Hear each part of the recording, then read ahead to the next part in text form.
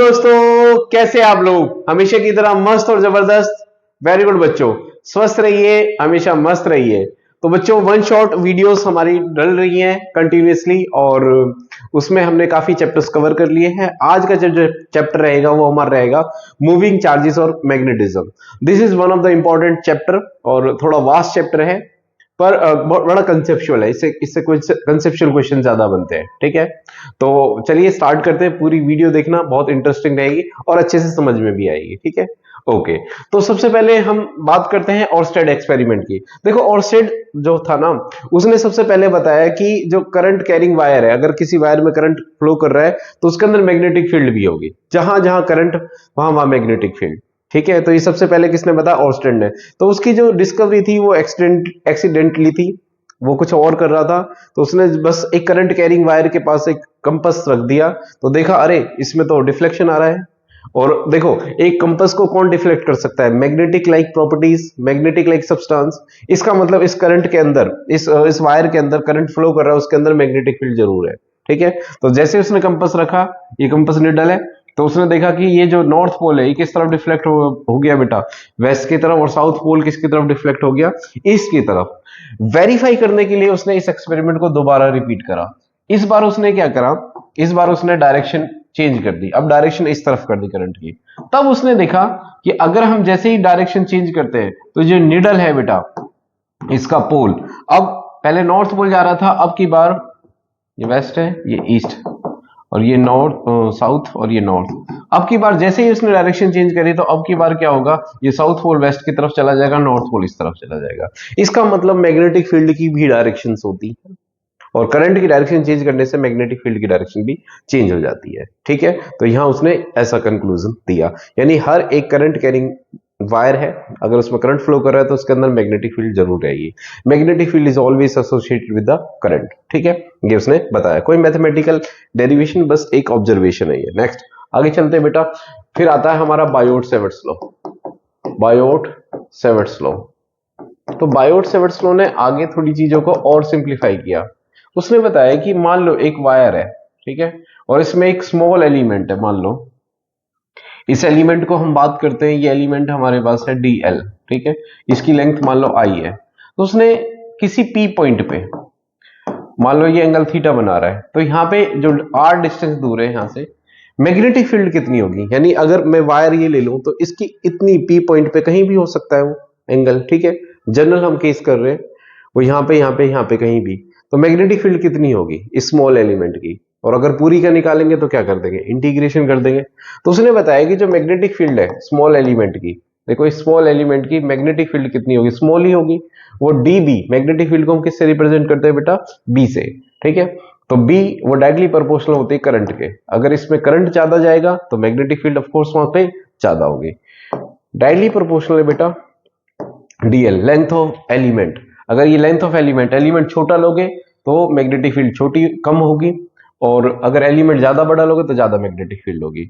D भी directly proportional है बेटा साइन थीटा। एंगल पे डिपेंडेंट है। ठीक है, साइन एंगल ऑफ थीटा पे कि कितना एंगल है यहाँ पे। यानी इसका मतलब थीटा की वैल्यू देखो धीरे धीरे धीरे धीरे यहाँ जीरो हो जाएगी, तो मतलब ऑन सरफेस कोई मैग्नेटिक फील्ड नहीं होगी। क्लियर है, क्योंकि थीटा की वैल्यू क्या हो जाएगी? जीरो। ऐसे करोगे मैक्सिमम कहां होगी? जहां 90 डिग्री होगी, क्योंकि साइन की वैल्यू मैक्सिमम कहां होती है? 90 पे। डी भी इनवर्सली प्रोपोर्शनल कहां पे? आर स्क्वायर पे। ठीक है, अगर आर डिस्टेंस ज्यादा लोगे तो मैग्नेटिक फील्ड क्या होगी बेटा? ज्यादा होगी। समझ के, वो डिस्टेंस ज्यादा होगी तो मैग्नेटिक फील्ड कम होगी। ठीक है, कंबाइन कर लो, कंबाइनिंग ऑल, तो ऑल सबको कंबाइन कर लोगे तो डी भी डायरेक्टली प्रोपोर्शनल क्या आ जाएगा? आई D L sine theta upon में क्या आ जाएगा बेटा? Are square.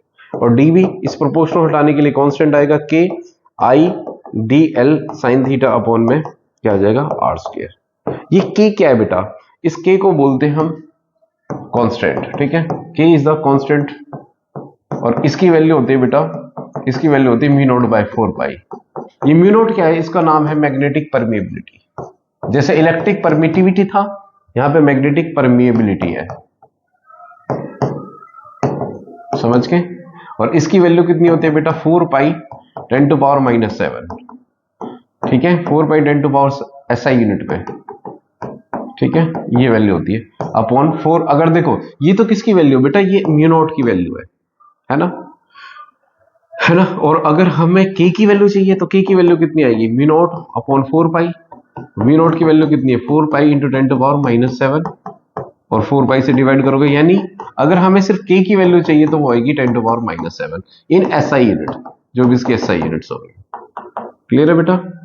ओके तो सो हम बायोट सेवर्ट्स लॉ को क्या लिख सकते हैं, B D L equal to mu not upon mu not की वैल्यू डाल दो 10⁻⁻7, ठीक है, I D L sine theta upon में आर स्क्वायर। क्लियर है बेटा। ओके ये हमारे पास क्या होगा, बायोट सेवर्ट्स लॉ होगा। क्लियर है बेटा। ओके चलो आगे करते हैं हम application of Biot Savart's law. Applications of Biot Savart's law, पहले इसकी एक एप्लीकेशन थी magnetic field of straight line, but अब नहीं है, अब सिर्फ सर्कुलर वायर की मैग्नेटिक फील्ड निकालनी है बायोट सेवर्ट्स लॉ से। जो स्ट्रेट वायर की निकालनी होगी वो निकालनी है हमें एम्पीयर सर्किट लॉ से। तो application of Biot Savart's law, तो बायोट सेवर्ट्स लॉ क्या कहता है, देखो सबसे पहले कि हम स्मॉल एलिमेंट की मैग्नेटिक फील्ड निकाल सकते हैं। तो उसने ये बताया कि मान लो अगर हमें सर्कल की निकालनी है, सबसे पहले हम निकालेंगे magnetic field at centre of circular coil, centre of circular कोयल।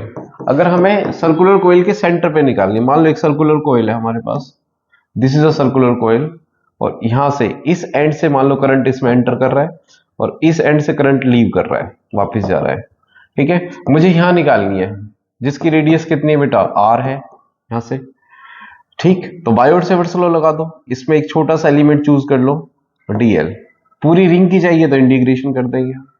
तो हमें पता है देखो, अच्छा ये एंगल कितना होगा, आर से ये 90 डिग्री होगा।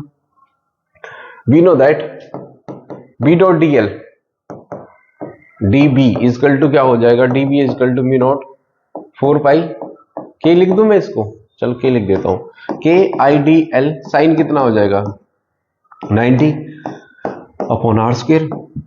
90 क्यों, क्योंकि रेडियस हमेशा इसके इस टेंजेंट के क्या होगा, ये अगर मान लो डीएल एलिमेंट है तो इसके 90 डिग्री होगा ये, ठीक है बेटा। तो के आई डी एल अपॉन में क्या आ जाएगा, आर स्क्वायर, ठीक है बेटा जी। इंटीग्रेशन कर दो, मुझे पूरी रिंग की चाहिए एक्चुअली में, मुझे इस एलिमेंट की तो नहीं चाहिए, इस रिंग की चाहिए। तो क्या आ जाएगा यहां से, के आई आर स्क्वायर बाहर आ गया, डीएल का इंटीग्रेशन कर देंगे। डीएल की इंटीग्रेशन कहां से, जीरो से लेके पूरी रिंग की लेंथ कहां है, जीरो से लेके पूरी रिंग क्या है 2 पाई आर है। तो क्या हो जाएगा, K I R square into DL का इंटीग्रेशन क्या होगा एल, और लिमिट्स लगा दो 0 से 2 पाई आर।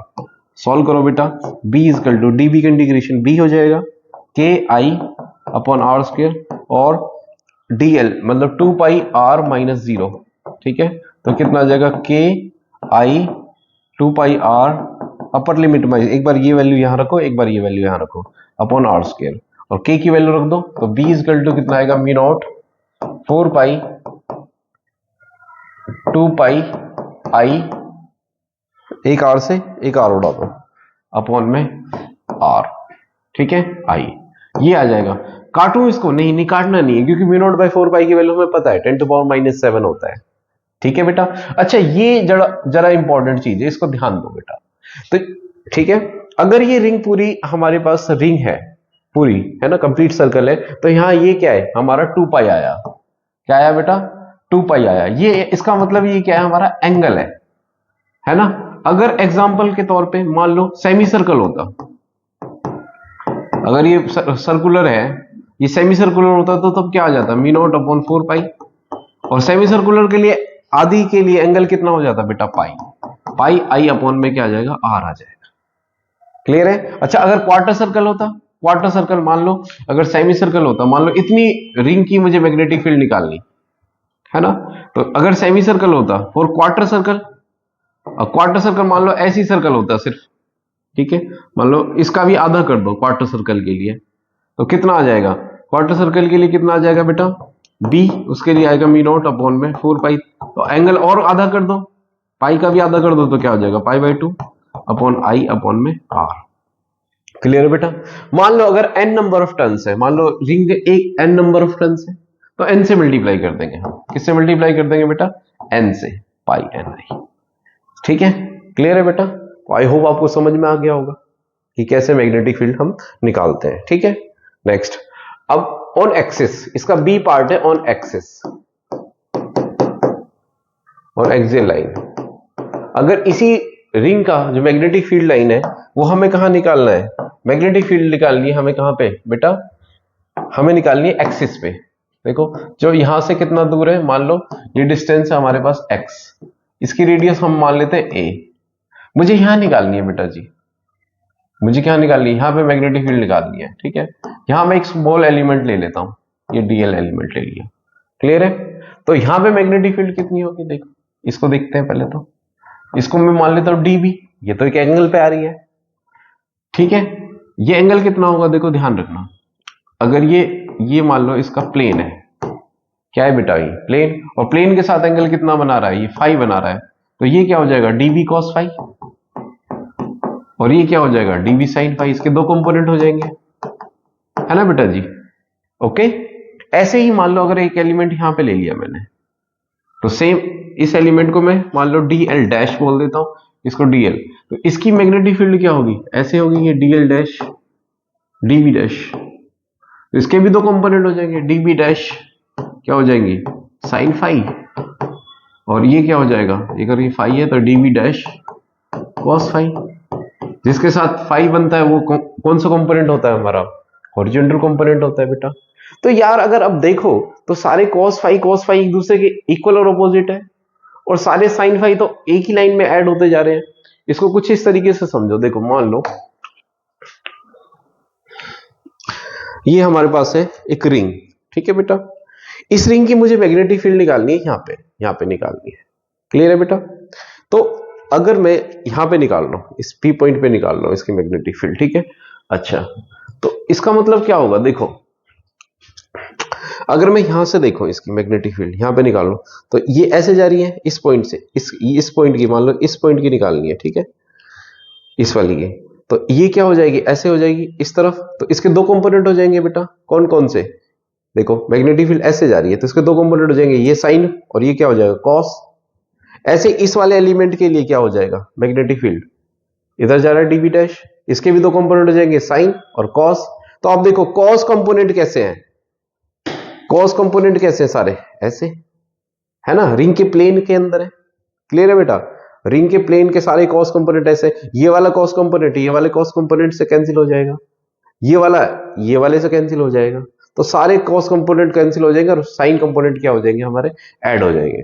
तो टोटल मैग्नेटिक फील्ड कितनी हो जाएगी, इसको ऐसे समझो, देखो ये रिंग है, ये है हमारे पास, यहां एलिमेंट है, तो ये क्या हो गया, ये dB sin फाई हो जाएगा, और ये क्या हो जाएगा cos फाई, एक cos फाई इधर बनेगा, एक cos फाई इधर, एक इधर इधर इधर, तो सारे cos फाई एक दूसरे कैंसिल कर देंगे, ये इसको ये इसको ये इसको, तो सारे sin फाई क्या हो जाएंगे हमारे, ऐड हो जाएंगे। रिंग ऐसे रखी हुई है, समझ के, क्लियर है। तो ऐसे ही सारे cos कंपोनेंट ये इसको कैंसिल कर देगा, ये इसको, सारे sin कंपोनेंट क्या हो जाएंगे हमारे, ऐड हो जाएंगे।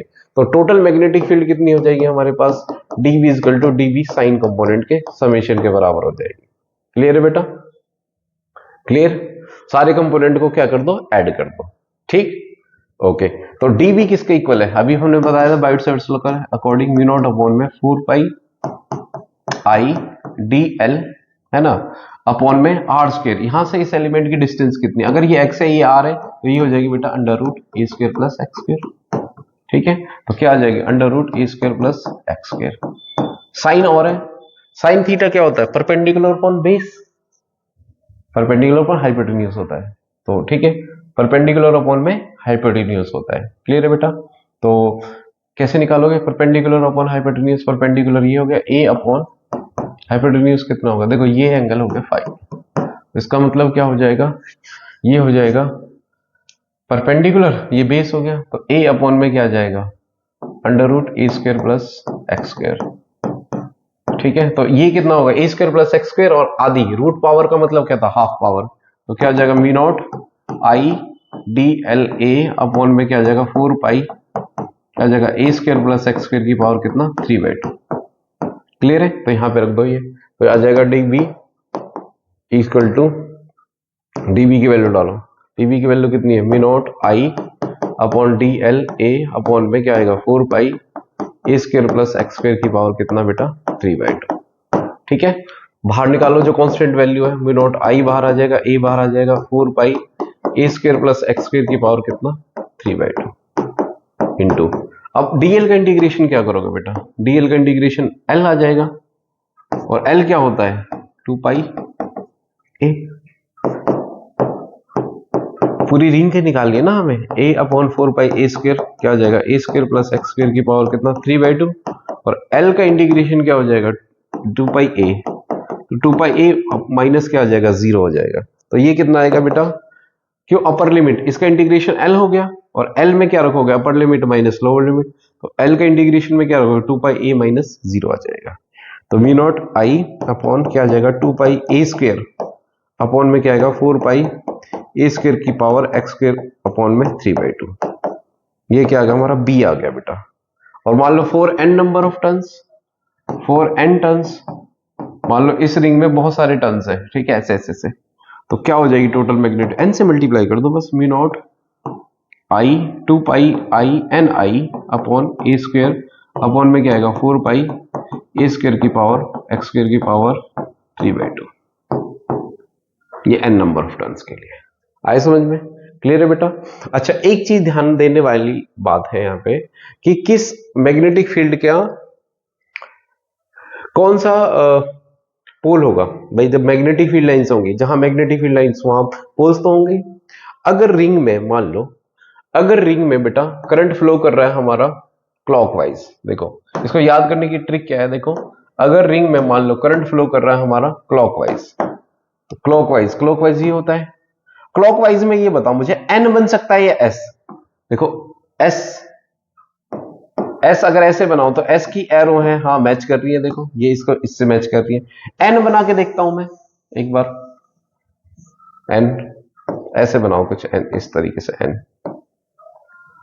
एन की एरो मैच कर रही है, नहीं एन एन की एरो तो अपोजिट जा रही, तो एन नहीं बनेगा, मतलब एन मैच नहीं कर रहा, तो एस, तो इसका मतलब एस यहाँ पे साउथ पोलैरिटी होगी, मतलब साउथ पोल होगा, और अगर करंट किसी वायर में तुम्हें दिखे कैसा एंटी क्लॉकवाइज डायरेक्शन में, तो वो कैसा होगा, उसमें उस तरफ तुम्हारा नॉर्थ पोल होगा, क्लियर है, समझ गए। देखो मेरी बात सुनो, मान लो ये रिंग है और रिंग में करंट, मैं तुम्हें देख, तुम बताओ मुझे कैसा चल रहा है मेरा हाथ, क्लॉकवाइज के एंटी क्लॉकवाइज, अगर तुम्हें ये कैसा दिख रहा है बेटा एंटी क्लॉकवाइज दिख रहा है, कैसा दिख रहा है एंटी क्लॉकवाइज, 3 2 1 है ना, लेकिन मुझे कैसा दिख रहा होगा ये ध्यान देखो, मुझे कैसा दिख रहा होगा, मुझे दिख रहा होगा ये 9 10 11 1 है ना, मेरी तरफ से आप थोड़ा मेरी नजरिए से देखिए इस तरफ, तो मुझे दिख रहा है ये क्लॉकवाइज चलता हुआ मेरा हाथ, लेकिन आपको कैसा दिख रहा है ये एंटी क्लॉकवाइज, कैसा दिख रहा है ये एंटी क्लॉकवाइज, मेरे सामने जो बच्चे बैठे हुए हैं, ठीक है ओके, तो उनको कैसा दिखेगा एंटी क्लॉक, आप अपने हाथ को इस तरीके से घुमाइए, आप एक बच्चा इधर रखिए और एक बच्चे से उधर से पूछिए, उसको एक को एंटी क्लॉकवाइज दिखेगा, दूसरे वाले को क्लॉकवाइज दिखेगा, समझ गए, तो इसका मतलब जिसको क्लॉकवाइज दिख रहा है उस तरफ कौन सा है, नॉर्थ पोल है कॉइल का, है ना, और इस तरफ जैसे मान लो, अब यहां पे देखो इसमें करंट फ्लो कर रहा है, इस कॉइल में करंट फ्लो कर रहा है ना, अब तुम्हें कैसा, मान लो इधर वाले को क्लॉकवाइज दिख रहा है, इधर वाले का एंटी क्लॉकवाइज, तो इधर कौन सा होगा, इधर होगा बेटा साउथ पोल, अगर क्लॉकवाइज है तो साउथ पोल होगा, एंटी क्लॉकवाइज है तो नॉर्थ पोल होगा, यानी इस तरफ north pole, magnetic field line north से निकलते फिर साउथ की तरफ जाएंगे, ऐसे, समझ के, क्लियर है, ये इसलिए समझाया जा रहा है, ठीक है, तो कोयल में मैग्नेटिक फील्ड लाइन मान लो इधर साउथ है और इधर नॉर्थ है, तो नॉर्थ से निकल के ऐसे मैग्नेटिक फील्ड लाइन लोग बनाया, ठीक है, ये इसलिए समझाया जा रहा है, क्लियर है बेटा, ओके। नेक्स्ट है अब हमारे पास Ampere circuital law, Ampere circuital law, तो एम्पियर सर्किटल लॉ ये कहता है कि अगर एक स्ट्रेट वायर में मान लो मैग्नेटिक फील्ड जा रही है, मान लो एक स्ट्रेट वायर है हमारे पास, ये स्ट्रेट वायर है और इसके चारों तरफ कैसी मैग्नेटिक फील्ड होगी, इस तरीके से, ठीक है, इसके लिए राइट हैंड थंब रूल लगेगा, कौन सा बेटा, right hand thumb, right hand thumb rule ये कहता है कि अगर मान लो अगर हम एक करंट कैरिंग वायर को इस तरीके से पकड़े, तो राइट हैंड से, किससे, राइट हैंड से, तो जो थंब है वो देगा बेटा डायरेक्शन ऑफ करंट को, डायरेक्शन ऑफ करंट, और ये जो कर्वेचर ऑफ फिंगर है, घुमाव है जो, ये देगा कर्वेचर ऑफ फिंगर देगा magnetic field lines, magnetic field lines किसको देगा बेटा, मैग्नेटिक फील्ड लाइंस को देगा, समझ के, जैसे मान लो करंट ऊपर की तरफ जा रहा है ऐसे, ठीक है, तो ये कैसा इसमें कैसे घूम रही है मेरी जो फिंगर्स है, ये ऊपर की तरफ जा रहा है बेटा, तो इसका मतलब ये कैसे घूम रही है, एंटी क्लॉकवाइज डायरेक्शन में, देखो एंटी क्लॉकवाइज डायरेक्शन में, है ना। और अगर नीचे तो क्लॉकवाइज डायरेक्शन में, 9 10 11 1 11 12 1 2 ऐसे तो बचते हैं। तो नीचे जाएगा तो क्लॉकवाइज और ऊपर जाएगा तो एंटी क्लॉकवाइज। यानी मतलब कहने का मतलब ये है कि अगर करंट मेरा ऊपर की तरफ जा रहा है, ऐसे जा रहा है, तो उसकी जो मैग्नेटिक फील्ड लाइन है, सर्कल तो होंगी ऐसे बहुत सारी मैग्नेटिक, पर उनका डायरेक्शन क्या होगा, अगर ऊपर जा रही है तो एंटी क्लॉकवाइज डायरेक्शन में मैग्नेटिक फील्ड लाइन। वहीं अगर नीचे की तरफ जाएगा तो क्लॉकवाइज। समझ गए बेटा? ओके। ये डायरेक्शन सेम है इस तरीके से, क्लॉकवाइज। ओके, समझ के? तो ये क्या हमारा, ये हमारा राइट हैंड थंब रूल है। इसको बोलते हैं क्या बेटा, राइट हैंड थंब रूल। तो फ्लेमिंग क्या, हमारे पास जो ये आया एम्पियर सर्किट लॉ, इसने बताया कि यार मैग्नेटिक फील्ड लाइंस, किसी लूप की कितनी मैग्नेटिक फील्ड लाइंस होंगी। ये बी है मान लो मैग्नेटिक फील्ड लाइंस। तो मैग्नेटिक फील्ड लाइन उसने ये बताया किसी भी लूप के अंदर मैग्नेटिक फील्ड लाइंस वो किसके इक्वल होंगी, वो हमेशा होंगी mu naught times of the total current. जितना भी करंट फ्लो कर रहा है उसको म्यू नॉट से मल्टीप्लाई कर दो, तो उस लूप की मैग्नेटिक फील्ड लाइंस को कैलकुलेट करने के लिए इसने ये लॉ बताया कि magnetic field lines under a close loop जिसकी रेडियस आर है वो इसकी इक्वल होगी B dot D L equal to mu not total current के। ठीक है, ओके। अब इसकी एप्लीकेशन क्या है, एप्लीकेशन सबसे पहले हम निकालेंगे एप्लीकेशंस। पहली एप्लीकेशन है magnetic field lines of straight wire, wire की magnetic field line, straight wire की मैग्नेटिक फील्ड लाइंस निकालनी है। तो using Ampere circuit law, Ampere circuit law की एप्लीकेशन तो तभी बोली जाएगी जब इसको यूज करोगे। तो वी नो दैट बेटा क्या, B dot D L equal to कितना होता है, B dot D L equal to होता है म्यू नॉट टोटल करंट के। अब तो पता चल गया हमें, इसी का तो यूज करना है। बी इंटीग्रेशन करो इसका, D L L equal to क्या आएगा, mu not I. D L का इंटीग्रेशन क्या हो जाएगा बेटा, एल एल। ठीक है, B dot D L, B और डी एल के बीच में ये डी एल है, ये एलिमेंट डी एल है और बी इस तरफ है, तो एंगल कितना होगा, 0। तो cos 0 कितना होता है हमारा, 1। तो एक लाइन और बढ़ा देता हूं मैं यहाँ, B dot D L cos 0। cos 0 कैसा है बेटा, देखो ये डी एल है हमारे पास, ये एलिमेंट है और मैग्नेटिक फील्ड लाइन भी ऐसी है, तो मतलब को एक्सियली है, तो उनका मतलब लीनियर है, को लीनियर है। तो इसका मतलब एंगल कितना हो जाएगा बेटा, 0। तो यहां से cos 0 1 होता है, तो b बाहर आ जाएगा, dl यहां आ जाएगा, म्यू नॉट आई है। और dl कितना हो गया हमारे पास, dl का इंटीग्रेशन कितना हो गया बेटा, l, है ना। और l कितना है, 0 से लेके सर्कल का रेडियस कितना है बेटा, लेंथ कितनी है, 2 पाई r इक्वल टू क्या आएगा, म्यू नॉट आई। और यहां से b upper limit minus lower limit, 2 pi r minus 0 equal to mu not I. और यहां से b की वैल्यू कितना आ जाएगा, म्यू नॉट आई अपॉन में 2 पाई r। ठीक है, यही तो है magnetic field line straight wire की।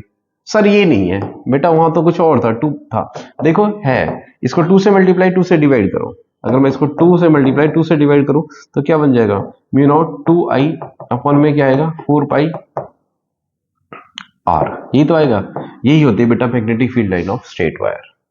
Magnetic field line of straight wire की मैग्नेटिक फील्ड का फॉर्मूला क्या होता है, ये होता है।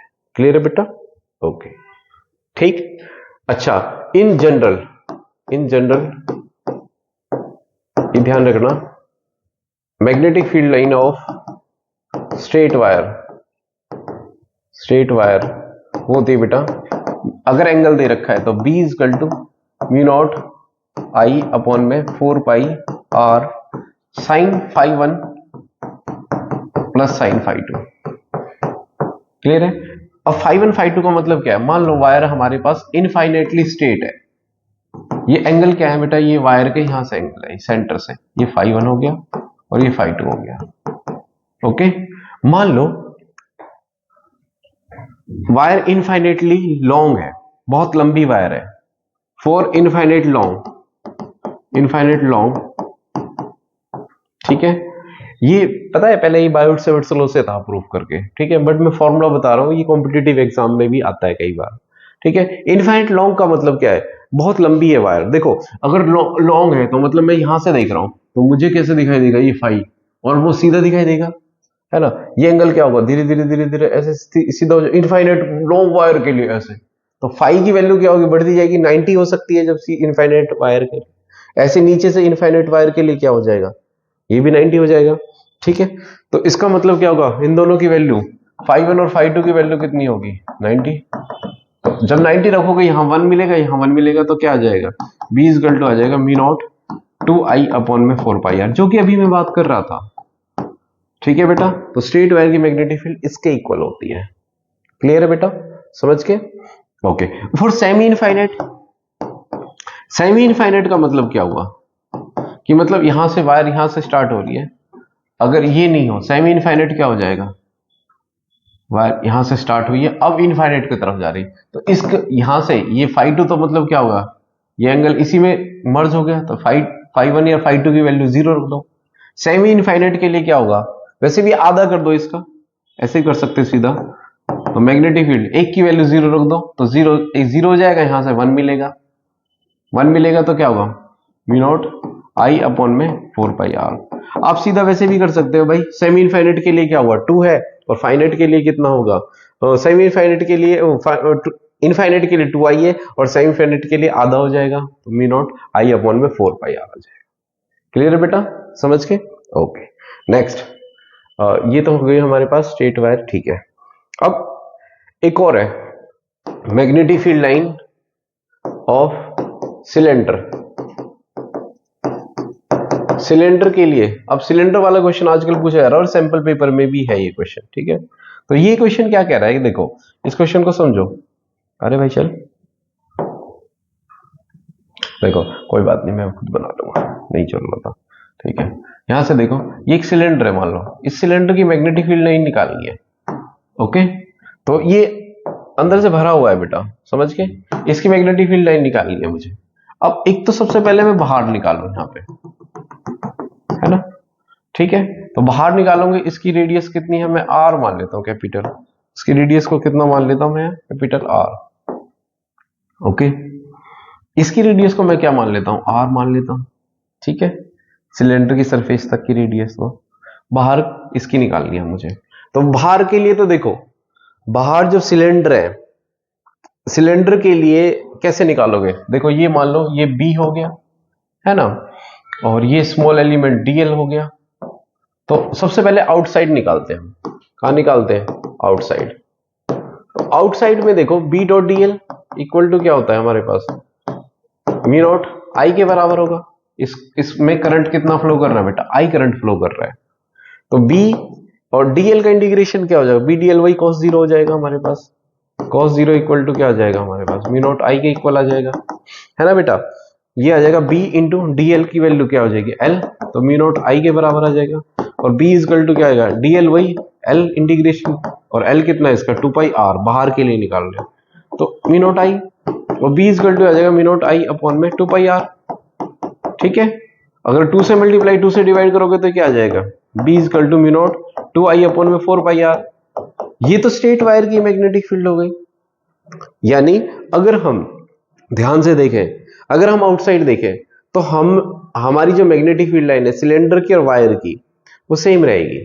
हमें नहीं पता बाहर से अंदर से सिलेंडर है या वायर है, ठीक है, दोनों की एक जैसी तो ज्योमेट्री होती है। तो यहां पे अगर हम वायर की चाहे सिलेंडर की निकाले, सिलेंड्रिकल शेप हो, मान लो पूरा सिलेंडर हो या वायर हो, उसकी मैग्नेटिक फील्ड लाइन वहां पे सेम होगी, ठीक है। अगर दोनों में करंट सेम जा रहा है, मान लो एक बड़ा सिलेंडर है और एक वायर, अगर दोनों में करंट सेम जा रहा है और इतनी ही बराबर डिस्टेंस में मैग्नेटिक फील्ड लाइन निकालो, तो दोनों की सेम है। देखो फॉर्मूला भी तो सेम है, तो किस पे डिपेंड कर रहा है, सिर्फ करंट पे और डिस्टेंस पे, वहां से यहां तक, ठीक है बेटा। ये आर है बेटा डिस्टेंस, ठीक है, कैपिटल आर। अब मैं अंदर आ जाता हूं, मान लो मुझे यहां मैग्नेटिक फील्ड निकालनी है, यहां पे इधर, इसको मैं आर डैश मान लेता हूं। जब मैं सिलेंडर को इतना मानता हूं, मान लो सिलेंडर को मैं सिर्फ इतना मानता हूं, तो सिलेंडर को इतना मानूंगा तो सिलेंडर में अमाउंट ऑफ करंट तो कम हो जाएगा। मैंने जब करंट इलेक्ट्रिसिटी बढ़ाई थी उसमें बताया था कि करंट का फ्लो करना is like flowing of water, क्योंकि पूरे बल्क में फ्लो करता है करंट। जब सिलेंडर मैंने खुरच के इतना सा छोटा सा कर दिया, पतला सा कर दिया, तो उसमें कम करंट जाएगा, है ना बेटा जी। तो कम करंट जाएगा तो कम मैग्नेटिक फील्ड होगी, समझ गए। तो इसका मतलब हमारे पास अब इतना पोर्शन है बेटा, ध्यान से देखो, सिर्फ इतना पोर्शन है, ये वाला पोर्शन इनसाइड ना, ठीक है, ओके। तो अब इसकी मैग्नेटिक फील्ड निकालनी है। देखो वी नो दैट हमें पता है कि भाई पाई आर स्क्वायर, ये कौन सा क्रॉस सेक्शन है, सर्कुलर क्रॉस सेक्शन है, पूरे सर्कुलर क्रॉस सेक्शन में मान लो पाई आर स्क्वायर सरफेस तक ये वाला स्क्वायर कितना, पाई आर स्क्वायर है। पाई आर स्क्वायर में कितना करंट फ्लो कर रहा था, आई, है ना। इस पूरे सिलेंडर की रेडियस कितनी, आर है, उसमें कितना करंट फ्लो कर रहा है, आई, है ना। एक यूनिट में कितना फ्लो करेगा, आई अपॉन पाई आर स्क्वायर। और मुझे किस में चाहिए बेटा, पाई आर डैश स्क्वायर में चाहिए, तो आई अपॉन में कितना आएगा, पाई आर स्क्वायर इंटू कितना आ जाएगा, इंटू मल्टीप्लाई कर दो पाई आर डैश स्क्वायर। क्लियर है, तो ये आ जाएगा बेटा, ये यानी आई आर डैश स्क्वायर अपॉन में आर स्क्वायर। क्लियर है, तो यानी ये इतना करंट फ्लो कर रहा है किसमें बेटा, इनसाइड, अंदर, ठीक है। तो पाई आर स्क्वायर में कितना करंट फ्लो कर रहा है, I R dash square upon में आर स्क्वायर। क्लियर है बेटा, ओके, ठीक। नाउ अब लगा दो using Biot Savart's law, using Ampere circulator law. तो एम्पियर सर्कुलेटर लॉ ये कहता है कि B dot D L equal to क्या होता है बेटा, म्यू नॉट। अब म्यू नॉट नहीं है क्योंकि अंदर मीडियम है, हम सिलेंडर के अंदर चले गए, तो म्यू एम लिखेंगे बेटा, mu m into I dash. Clear है, ओके। और mu m into I dash आ जाएगा यहां से, और म्यू एम याद रखना, mu m upon mu not होता है बेटा, म्यू नॉट रिलेटिव मैग्नेटिक, जिस तरीके से रिलेटिव इलेक्ट्रिक परमिटिविटी होता है, ऐसे रिलेटिव मैग्नेटिक परमिबिलिटी होता है, वो किसके इक्वल होता है, म्यू एम अपॉन में म्यू नॉट के। तो यहां से म्यू एम की वैल्यू कितनी आ जाएगी, म्यू एम की वैल्यू आ जाएगी mu not into mu not mu r. Clear है, तो यहां से निकाल लो b dot D L, b dot D L का इधर से इंटीग्रेशन करके क्या आएगा, वही b D l cos zero equal to कितना आ जाएगा, mu not mu r into I dash. Clear, मैं इधर कर रहा हूं बेटा, ठीक है। और ये b इधर से dl का इंटीग्रेशन करोगे 2 पाई r आएगा, r डैश, है ना, v naught i 2 pi r dash equal to mu naught r i dash. Value रख दो जरा, तो कितना आएगा, b इक्वल टू आ जाएगा mu naught r i dash की वैल्यू डाल दो। i डैश की वैल्यू बेटा हमने निकाली थी कितनी, i r dash square upon में r स्क्वायर, और अपॉन में ये 2 पाई r नीचे ले आओ, r डैश, एक इससे कैंसिल हो जाएगा, तो यानी b इक्वल टू कितना आया हमारे पास, b इक्वल टू आया हमारे पास mu not mu r I r dash upon में 2 पाई r स्क्वायर। ठीक है, ये मैग्नेटिक फील्ड आई कहां पे बेटा, इनसाइड। तो यहां से हम ये सीख सकते हैं कि मैग्नेटिक फील्ड लाइंस वो डायरेक्टली प्रोपोर्शनल है बेटा आर डैश के, मतलब जैसे अगर आर डैश की वैल्यू बढ़ती जाएगी तो मैग्नेटिक फील्ड भी बढ़ती जाएगी, है ना, ठीक है। और आर डैश की वैल्यू आर के इक्वल हो जाएगी कहां पे, यहां पे, ठीक है। तो यहां पे सरफेस पे magnetic field line mu not I, उसके बाद मैग्नेटिक फील्ड लाइन देखो, उसके बाद मैग्नेटिक फील्ड लाइन आउटसाइड देखो, इनवर्सली प्रोपोर्शनल है आर के। यानी अगर हम ग्राफ बनाए मैग्नेटिक फील्ड लाइन के, इनसाइड तो वो डायरेक्टली प्रोपोर्शनल है ना, मैग्नेटिक फील्ड लाइन इनसाइड तो डायरेक्टली प्रोपोर्शनल है, b directly proportional to r dash. Surface पे ये मैक्सिमम होगी, उसके बाद क्या होगा, धीरे धीरे डिक्रीज होते जाएगी, चली जाएगी। क्लियर है, तो आउटसाइड ये इनसाइड है, ये आउटसाइड है, और ये कहां है, सरफेस पे, समझ के। क्लियर है, ये बी है, बी वर्सेस आर का ग्राफ। क्लियर है बेटा, तो इस तरीके से ग्राफ आएगा इसका, ठीक है। अच्छा, unit of magnetic field line याद रखना बेटा, unit of magnetic field lines होती है, मैग्नेटिक फील्ड यानी बी की यूनिट होती है बेटा टेस्ला। क्या होती है, Tesla.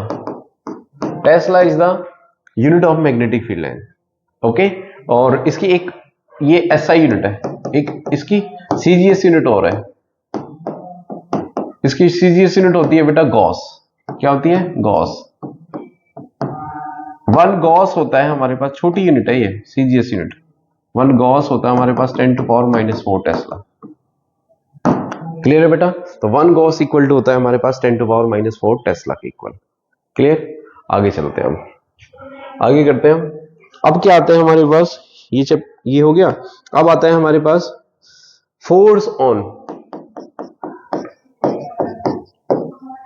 On charge particle, force on charge particle in magnetic field, force on charge particle in magnetic field. ठीक है, अब चार्ज पार्टिकल मैग्नेटिक फील्ड में कैसे बिहेव करता है। ठीक है, पहले इलेक्ट्रिक फील्ड का कर लेते हैं, क्योंकि हम इसमें लॉरेंट्ज फोर्स पढ़ेंगे बेटा, इलेक्ट्रिक फील्ड वाला करते हैं। तो इलेक्ट्रिक फील्ड कैसे बनाते हैं हम, देखो इलेक्ट्रिक फील्ड बनाने का, इस मान लो रूम में इलेक्ट्रिक फील्ड सेट करने का क्या तरीका है। दो प्लेट ले लो, एक मान लो ये पॉजिटिव प्लेट ले ली और एक क्या नेगेटिव प्लेट। ठीक है, तो मैग्नेटिक इलेक्ट्रिक फील्ड लाइंस कैसे होंगी, यहां पे ऐसे होंगी, पॉजिटिव से नेगेटिव। अब मान लो एक चार्ज पार्टिकल को तुम ऐसे छोड़ो इसके अंदर, तो चार्ज पार्टिकल क्या करेगा, धीरे धीरे धीरे धीरे, जब जैसे इसके पहले तो सीधा चलेगा, लेकिन उसके बाद क्या होगा, धीरे धीरे उसकी स्पीड बढ़ती जाएगी और फाइनली जाके इससे चिपक जाएगा। ठीक है, तो चार्ज पार्टिकल एक्सेलरेट हो रहा है, क्यों, प्लेट उसको खींच रही है। मान लो मैं चार्ज पार्टिकल और ये पॉजिटिव प्लेट है, वो नेगेटिव प्लेट और मैं पॉजिटिव हूं, तो मैं धीरे धीरे तेज जाऊंगा और इससे जाके चिपक जाऊंगा। मैं ऐसे आऊंगा और सीधा तेजी से जैसे जैसे पास आऊंगा तो एक्सेलरेट होता हुआ जाऊंगा, फिर इससे चिपक जाऊंगा, तो एक्सेलरेशन जरूर होगा। तो हमें पता है F equal to electric force कितना होता है बेटा, क्यू ई, और F इक्वल टू एम में भी होता है बेटा। यहां से A इक्वल टू क्या हो जाएगा, क्यू ई बाय एम, है ना भाई। A निकाल लो, A क्या होता है बेटा, A equal to f by m आ जाएगा, F की वैल्यू डाल दो यहां से, q E by m, acceleration की वैल्यू ये हो गई। अब हमें पता है वी नॉट दैट, ये वाले डिस्टेंस को हम मान लेते हैं x एक्सिस की तरफ है तो x मान लेता हूं मैं इसको, और ये वाले डिस्टेंस को y मान लेता हूं, ये डिस्प्लेसमेंट जो हुई है। तो we know that s equal to क्या होता है बेटा, ut plus half at square. तो s मतलब y, कितनी डिस्प्लेसमेंट हुई है, 0। अगर इनिशियली ये रेस्ट में है तो हाफ, e की वैल्यू क्या है बेटा, a की value Q E by M, और टाइम क्या होता है, डिस्टेंस अपॉन में वेलोसिटी, यानी x बाय v। मान लो इसकी वेलोसिटी v हो गई यहाँ पे, फाइनल वेलोसिटी। तो ये क्या आ जाएगा, यहां से y directly proportional to y equal to आ जाएगा क्यू ई अपॉन में 2m, डोंट वरी डेरिवेशन नहीं आएगी, x square by v square. तो y directly proportional to x square, मतलब ये इक्वेशन ऑफ पैराबोला है। मैं बस ये बताना चाह रहा हूं कि इलेक्ट्रिक फील्ड में charge particle parabolic path travel करता है। कैसा करता है बेटा, पैराबोलिक, और एक्सेलरेटेड होगा, मतलब जैसे ही उसको चार्ज पार्टिकल को इलेक्ट्रिक फील्ड देखेगी उसकी स्पीड बढ़ती चली जाएगी, अट्रैक्शन दिखता जाएगा। जैसे तुम्हारे कोई चाहने वाला है, जो जिसको तुम चाहते हो, तुम्हारे सामने खड़ा हो, तुम भाग के क्या करोगे, गले लगा लोगे। ऐसे चार्ज पार्टिकल भाग के क्या करेगा, तेज से उसके जैसे जितना क्लोजर आएगा उतनी ही स्पीड उसकी बढ़ती जाएगी, एक्सेलरेट होता चला जाएगा। ठीक है बेटा, अब मैग्नेटिक फील्ड के अंदर देखते हैं, तो इलेक्ट्रिक फील्ड है, मैग्नेटिक फील्ड के अंदर देखते हैं चार्ज पार्टिकल कैसे करता है। तो charge particle inside magnetic field, charge particle inside magnetic field. अब इसके अंदर दो केस है, तीन केस है बेटा, टोटल चार केस है। पहला केस बहुत इंटरेस्टिंग है, बहुत ध्यान से समझाऊंगा, देखो ध्यान रखना। सबसे पहले when charge particle when charge particle moves parallel to the magnetic field, अगर मैग्नेटिक फील्ड के पैरेलल जाए, पैरेलल कैसे, मान लो यहां पे नॉर्थ पोल है और यहां कौन सा साउथ पोल है, और मैग्नेटिक फील्ड कैसे लाइन होती है, हमेशा नॉर्थ से किस तरफ होती है बेटा, साउथ की तरफ होती है। अब एक चार्ज पार्टिकल आया, उसको मैं इस स्पीड में पैरेलली मैग्नेटिक फील्ड के साथ छोड़ रहा हूं। ठीक है बेटा, याद रखना magnetic force on charge particle कितना होता है, magnetic force on charge particle, charge particle पे मैग्नेटिक फोर्स कितना होता है, होता है बेटा F equal to Q E. कितना होता है, ये इलेक्ट्रिक फोर्स है, मैग्नेटिक फोर्स कितना है, Q we B sine theta, यानी क्यू वी क्रॉस बी, और ये कितना हो जाएगा, Q we B sine theta. किसी भी चार्ज पार्टिकल पे कोई डेरिवेशन नहीं है, बट ध्यान रखना कि जो इलेक्ट्रिक फोर्स है वो किसके इक्वल होता है बेटा, क्यू वी क्रॉस बी के इक्वल होता है, और उसको सॉल्व करेंगे तो Q we B sine theta आएगा। यानी चार्ज पार्टिकल पे जो फोर्स है, magnetic force on charge particle, वो इतना होता है, Q we B sine theta के इक्वल होता है। और इलेक्ट्रिक फोर्स अभी तो बताया था इलेक्ट्रिक फोर्स कितना होता है चार्ज पार्टिकल पे, क्यू ई। मान लो अगर ये रूम है, इसको इलेक्ट्रिक फील्ड से भर दूं मैं, मतलब ये पॉजिटिव प्लेट मान लो इस वॉल को, और उस वॉल को नेगेटिव मान लो, तो चार्ज पार्टिकल अकेला इसमें घूम रहा है तो कितना फोर्स एक्सपीरियंस करेगा, क्यू ई। और अगर पूरे को एक इसको मैं नॉर्थ पोल बना दो और इसको साउथ पोल, पूरे में मैग्नेटिक फील्ड फैला दो, चार्ज पार्टिकल जो घूम रहा है उस पर कितना होगा, Q we B sine theta, इतना फोर्स लगेगा उस पर। ठीक है, अब बताओ मुझे यहाँ पे मैग्नेटिक फील्ड इस तरफ है, ठीक है, तो एफ बी कितना होगा, उसमें मैग्नेटिक फोर्स कितना होगा, क्यू वी बी साइन, ये एंगल किसके बीच में है, वी और बी के बीच में। देखो उसकी वेलोसिटी कितनी है बेटा, उस तरफ है, और मैग्नेटिक फील्ड की डायरेक्शन भी उस तरफ है, यानी एंगल कितना हो गया, मैग्नेटिक फील्ड भी उधर है और चार्ज पार्टिकल भी उधर जा रहा है, तो इसका मतलब साइन 0 0 हो गया, और क्यों वी बी 0, यानी पूरा 0 हो जाएगा, साइन 0 0 हो जाएगा। तो बेचारे पे कोई फोर्स नहीं होगा, यानी मैग्नेटिक फील्ड को कोई आपत्ति नहीं है अगर तू मेरे साथ साथ चलेगा बेटा, समझ गए। ओके, अच्छा ये फोर्स और कब 0 हो सकता है, एक तो ये कि V यानी फोर्स 0, मैग्नेटिक फोर्स 0 हो सकता है कब, या तो Q इक्वल टू 0, यानी चार्ज लेस पार्टिकल पे कोई फोर्स नहीं लगता, समझ के, चार्ज लेस पार्टिकल पे कोई फोर्स नहीं लगेगा, तो उसको जैसा फेंकोगे वो वैसे ही जाता रहेगा। मतलब अगर एक न्यूट्रॉन को पकड़ के ऐसे फेंकोगे मैग्नेटिक फील्ड में, ये नॉर्थ वॉल है मेरी, ये साउथ वॉल है, तो वो सीधा ही चलता जाएगा, उसमें कोई फोर्स नहीं लगेगा, मैग्नेटिक फील्ड कोई आपत्ति नहीं, भाई तू जा जैसे जाना जेर को जाना। ठीक है, दूसरा वेलोसिटी 0 हो जाए, अगर तुम एक चार्ज पार्टिकल को 0 रख दो, मतलब बीच में रख दो उठा के ऐसे बिना वेलोसिटी के, चाहे वो चार्जलेस हो चाहे बिना चार्ज के हो, चार्जलेस हुआ तो वैसे ही 0 हो जाएगा, अगर चार्ज हुआ तो उसके ऊपर प्रोटॉन को रख दिया तो भी फोर्स 0 हो जाएगा अगर चुपचाप रख दोगे। तीसरा 0 हो, एंगल थीटा इक्वल टू 0 है ना, चार्ज पार्टिकल अगर सीधा मूव कर रहा है, ठीक है, तो भी फोर्स नहीं लगेगा उसके ऊपर। तो तीन कंडीशन में फोर्स 0 हो जाता है, उस टाइम जो उसकी ट्रेजेक्ट्री है, जो उसका पाथ है वो वैसे ही रहेगा जैसे पहले था, मतलब अगर वो सीधा जा रहा है तो सीधा ही जाएगा।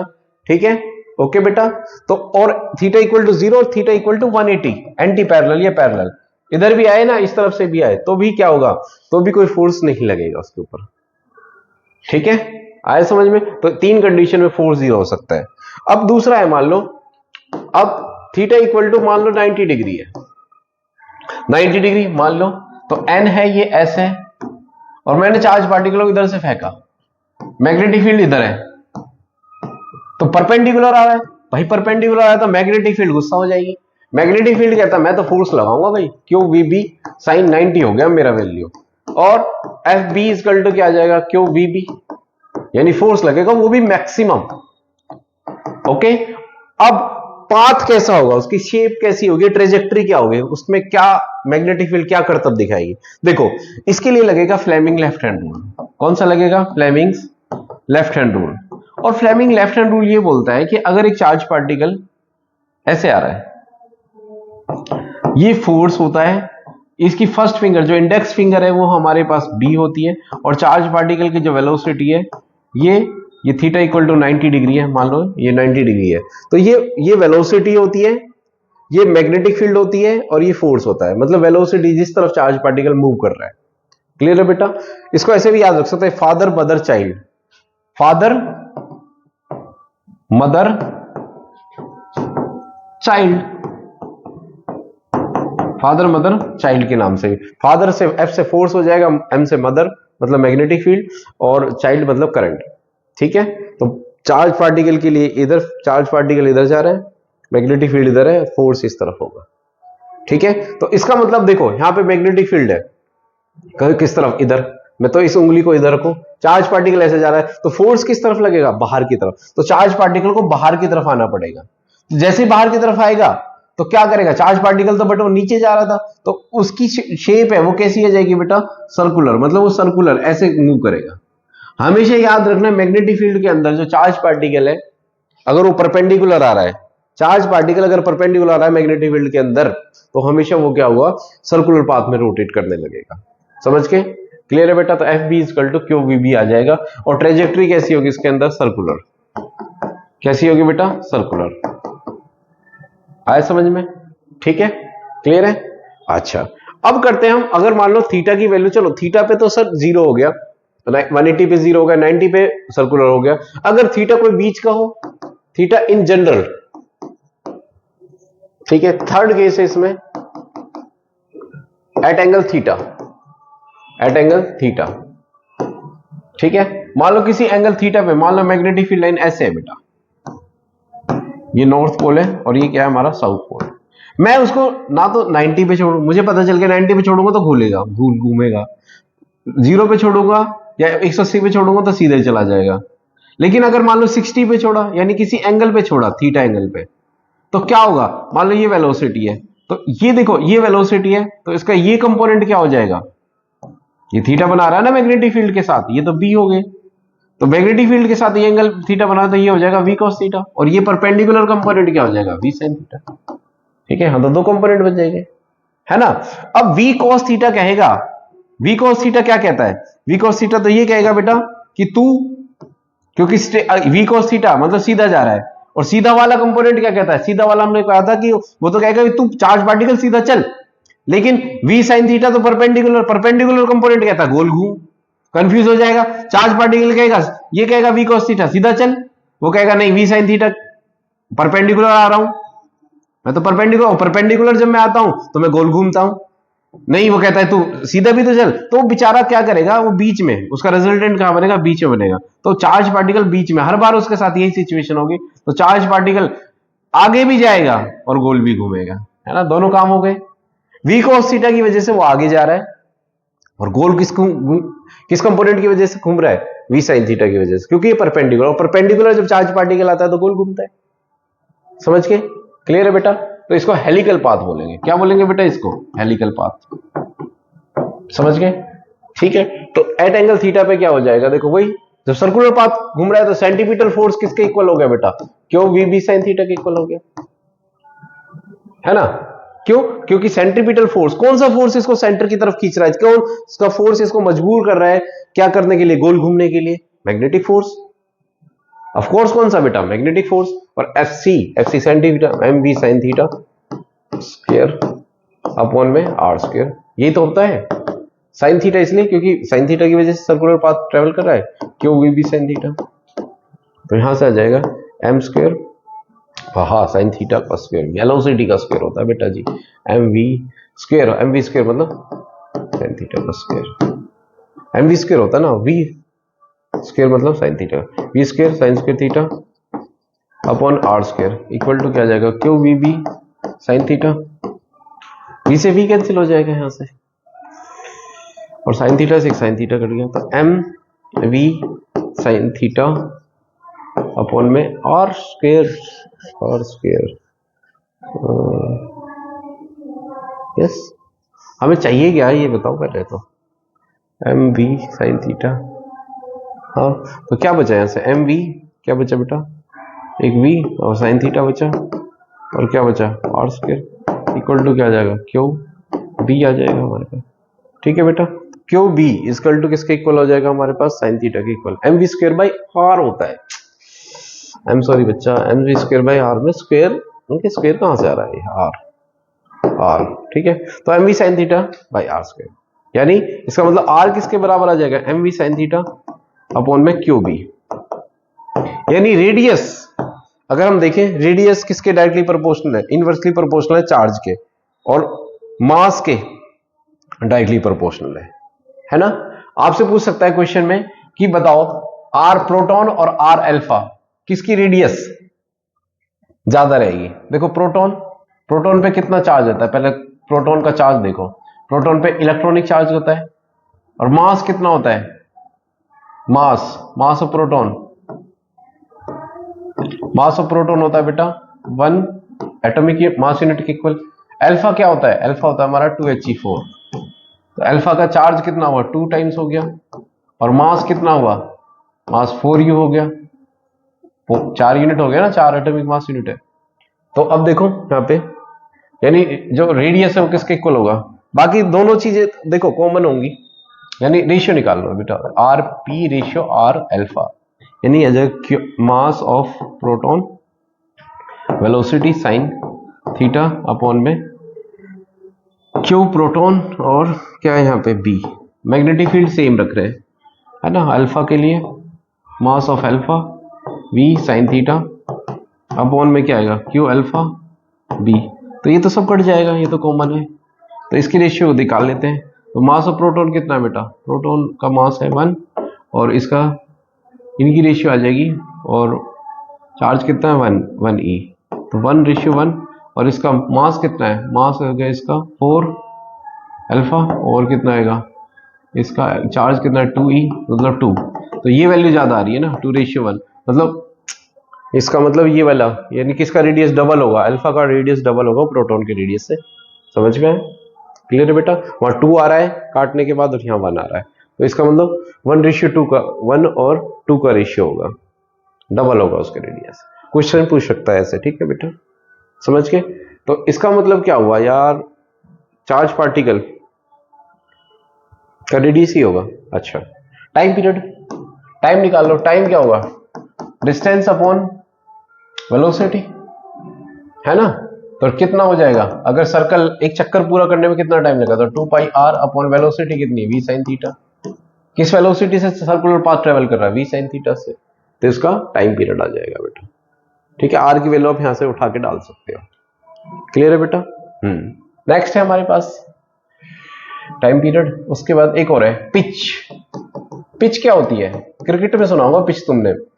पिच होता है कि मतलब एक रन लेते टाइम जितना एक बैट्समैन कवर करता है डिस्टेंस, तो जब एक चक्कर पूरा कर रहा है बेटा, जब एक पूरा चक्कर कर रहा है यहां से लेके यहां तक, तो एक चक्कर पूरा कर रहा है तो आगे भी तो जा रहा है, तो पिच कितनी हुई, ये वाली डिस्टेंस पिच हो गई, है ना। एक चक्कर मार के कितना आगे चला गया, क्लियर है बेटा।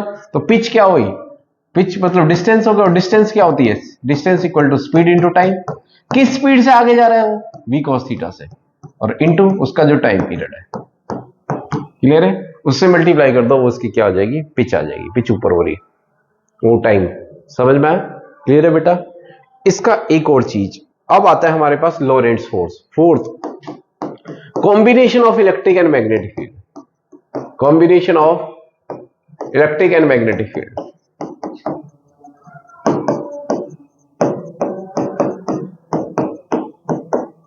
अब इलेक्ट्रिक और मैग्नेटिक फील्ड का कॉम्बिनेशन करते हैं हम बेटा। इलेक्ट्रिक फील्ड भी और मैग्नेटिक फील्ड भी है, कैसे, परपेंडिकुलर है दोनों। मान लो नॉर्थ पोल है, इसको पॉजिटिव प्लेट मान लो, और इसको क्या मान लो, नेगेटिव प्लेट। तो इलेक्ट्रिक फील्ड तो ऐसे हो गई भाई, और मैग्नेटिक फील्ड क्रॉस कर दो, क्रॉस क्रॉस क्रॉस। क्रॉस का मतलब समझते हो आप, मैग्नेटिक फील्ड किस तरफ है, एक स्क्रू ले लो, स्क्रू, स्क्रू का क्रॉस कब नजर आता है तुम्हें, जब अंदर की तरफ होगा। देखो स्क्रू, मैं देखता हूं यहां पे स्क्रू पड़ा है, तो आप ये देखिए स्क्रू है, स्क्रू का क्रॉस कब नजर आ रहा है आपको, क्रॉस जब मेरी तरफ है, इनसाइड है। तो अगर मैं क्रॉस लगूं तो समझ जाना मैग्नेटिक फील्ड कितना है बेटा, इनसाइड है। और अगर तुम्हें डॉट नजर आए तो मतलब तुम्हारी तरफ है मैग्नेटिक फील्ड, समझ के, ओके। तो अब मैं चार्ज पार्टिकल को इधर से छोड़ रहा हूं बेटा, परपेंडिकुलर। देखो इलेक्ट्रिक फील्ड किस तरफ है, इधर है, इस दीवार से उस तरफ, मैग्नेटिक फील्ड इधर है, और चार्ज पार्टिकल ऐसा आ रहा है, तो तीनों परपेंडिकुलर हो गए। इस केस में चार्ज पार्टिकल क्या करेगा, इलेक्ट्रिक फील्ड क्या कहती है, तू एक्सेलरेट हो, मैग्नेटिक फील्ड क्या कहती है, तू गोल घूम। तो चार्ज पार्टिकल कंफ्यूज हो जाएगा। तो चार्ज पार्टिकल क्या करेगा, जैसे ही आएगा तो इलेक्ट्रिक फील्ड पॉजिटिव है, किस तरफ जाने की कोशिश करेगा, नेगेटिव। लेकिन मैग्नेटिक फील्ड क्या है, तू गोल घूम। फिर क्या, नहीं मैं तो जाऊंगा चार्ज पार्टिकल में, क्योंकि इलेक्ट्रिक फील्ड मुझे बुला रही है। फिर मैग्नेटिक फील्ड के गोल घूम, समझ में आया। तो वो क्या करेगा, इंक्रीजिंग हेलिकल, मतलब एक्सेलरेट भी हो रहा है ना, और वो अट्रैक्ट भी होने की कोशिश कर रहा है, तो इसको बोलते हैं इंक्रीजिंग हेलिकल पाथ। और चार्ज पार्टिकल दोनों फोर्स फील कर रहा है, ठीक है। कौन सा, इलेक्ट्रिक फील्ड, इलेक्ट्रिक फोर्स क्या होता है, क्यू ई, और मैग्नेटिक फोर्स क्या होता है, Q we B sine theta. और इस टोटल फोर्स को बोलते हैं, कॉम्बिनेशन फोर्स को क्या बोलते हैं, लॉरेंट्ज फोर्स। क्या बोलते हैं बेटा इसको, लॉरेंट्ज फोर्स, समझ के, क्लियर है बेटा। तो एफ ई कितना है, क्यू ई, और प्लस क्या आ जाएगा, Q V cross B, V B sine theta. जैसे क्यू कॉमन ले लो, क्या आएगा, ई प्लस वी बी, और क्या आएगा, बी साइन थीटा। क्लियर है बेटा। तो ये हमारा टोटल फोर्स आ जाएगा, और वेक्टर में करोगे इसको तो F इक्वल टू आ जाएगा Q E plus V cross B। Clear है? तो आई होप समझ में आया आपको। ठीक है, तो ये फोर्सेस हैं चार्ज पार्टिकल जो एक्सपीरियंस कर रहा है किसके अंदर बेटा, किसके अंदर, मैग्नेटिक फील्ड के अंदर। समझ में आया? ठीक है, तो आई होप बेटा ये आपको समझ में आया होगा आज की वीडियो में जो हमने पढ़ाया आपको। ठीक है, ये फर्स्ट पार्ट है। अभी इसका ये और कुछ टॉपिक्स रहते हैं, और जैसे charge particle, force on current carrying conductor in magnetic field, torque वाला चैप्टर रहता है, मूविंग कोयल गैल्वेनोमीटर रहता है, वोल्टमीटर और एमीटर, वो हम एक नेक्स्ट पार्ट बना देंगे उसका। ठीक है, अदरवाइज वीडियो बहुत ज्यादा लॉन्ग हो जाएगी। ठीक है, तो इसके क्वेश्चंस ट्राई कीजिए आप, इसकी केस स्टडी आ सकती है, charge particle inside electric and magnetic field. इसके क्वेश्चन कीजिए, ये रेडियस का रेशियो निकालने का पूछा जाए। समझ में आया? क्लियर है? ये वाला क्वेश्चन पूछा जाता है सैंपल पेपर में, एक क्वेश्चन है इसका सिलेंडर वाला, इनसाइड और आउटसाइड का रेशियो पूछा हुआ है, उसको कीजिए। ठीक है, इसका डेरिवेशन पूछा जा सकता है, ये वाला एक्सियल का। प्लीज इन टॉपिक्स को कवर कीजिए आज। ठीक है, ओके, चलो बेटा मिलते हैं जल्दी नेक्स्ट वीडियो में। जल्दी क्या, कल ही बनाएंगे आपके लिए नेक्स्ट पार्ट बेटा। ओके, चलो टिल देन बाय, और चैनल को लाइक और सब्सक्राइब प्यार जरूर करिए अपने आप। ठीक है, थैंक यू सो मच।